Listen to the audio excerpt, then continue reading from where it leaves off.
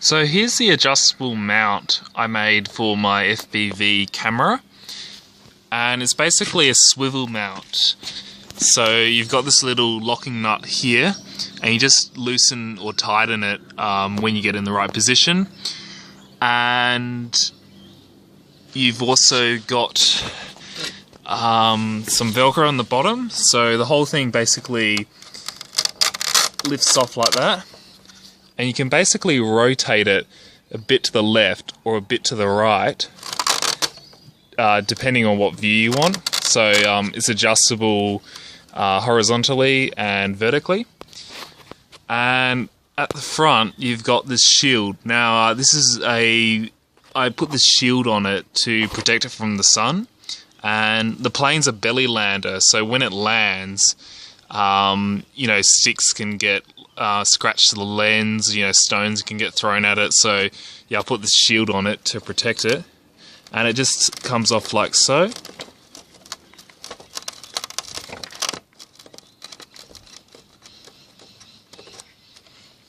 Just slots in and out of there, and yeah, here's your camera. So yeah, you can just tilt it up or down depending on what the view you want. Here's the camera cradle, and you've got the two slots here again, and I'll just show you the shield. So you've basically got these two prongs coming out, and they're reinforced, and you've got a pyramid structure basically made out of balsa. These are fairly easy to make, but you just got to get the dimensions right.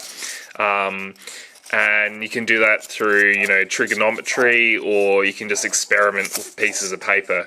But I find the best all-round angle for a regular camera, so no fisheye lens, is about 45 degrees, and you can see it there, it goes 45 degrees out.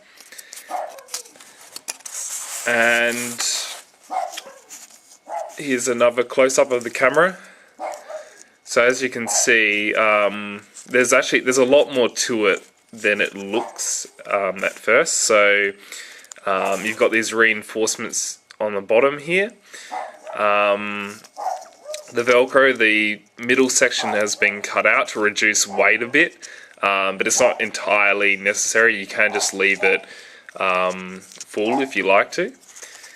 And yeah, you just got a rubber band holding the camera down on the cradle, and it can be a bit tricky getting it on because you've got to basically thread it through this thing, but once you get it, it's pretty easy from there.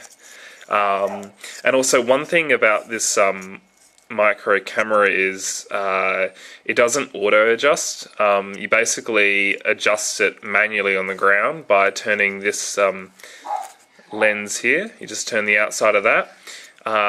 Hence why it's so important that this shield can be detachable, so you can basically adjust that.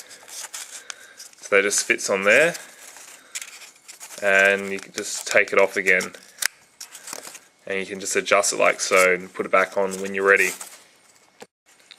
Now for this video, I thought of actually making an entirely new cradle from scratch just to show you guys how it's done, but I thought it's not really necessary, because once you get the hang of it, it is quite straightforward. You just got to make sure all the angles are right basically. And the other thing is, there's so many different FPV cameras, there wouldn't be much use in me just making a video about this specific camera. Yeah, I will show you one more thing. If you see these slots here, they're actually kind of splayed inwards like so, kind of into a V.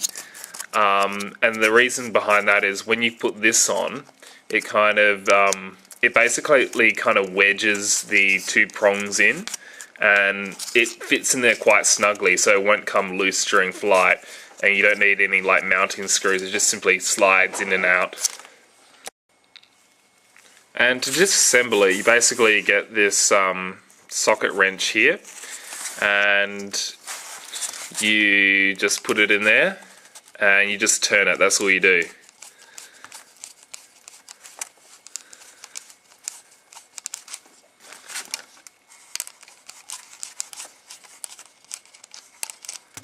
And that nylock nut comes off and you just pull it apart basically.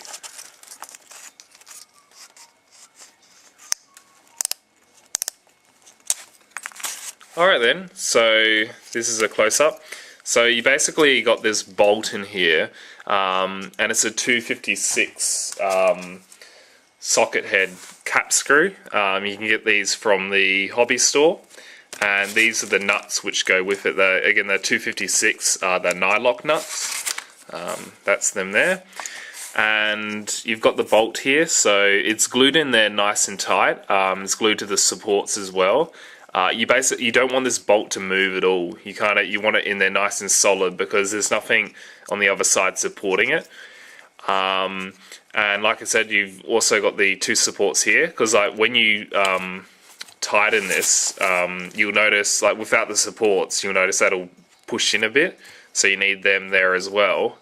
And the rest of the device is pretty straightforward. It's basically like a camera cradle, so to speak, and you can make them for any size. Like this is one I made for the HD action camera. So it's got two hinges there. It just sits in there quite snugly. Got some foam in there to reduce vibrations, but you can basically, as you can see, you can basically scale this up to whatever size you like. It's a similar concept. So what I'll eventually do is I'll get an either bigger bolt, put that on there, and it'll be able to tilt just like the smaller camera will. I'll show you the inside of the cradle. So again, there's not really much else to see. Oh, that snapped off, but usually that just pulls off. So you got your little camera here that just pops out like that.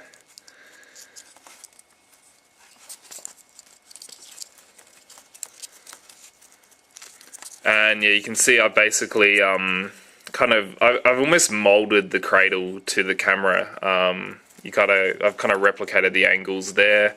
There's a little hole in the back. That's where the wires go through. You have to make sure the hole's big enough for the plug to come through as well. And yeah, and generally speaking, you have this back plate here, and at the front you just have it's just a bit of a lip to hold it in, basically. And you can see the slots in more detail. Again, it's pretty straightforward. You just got to make sure that they match these two prongs here.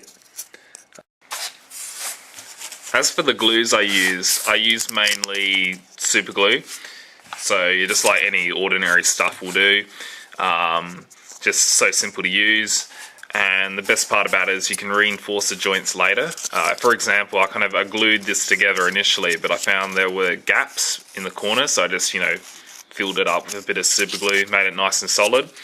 As for the Velcro itself, when you attach both this and that to the camera and the plane, make sure you use Mega Bond or Gorilla Glue, because super glue tends to penetrate all the fibers and it tends to hold it down. It basically ruins the Velcro, so just be aware of that.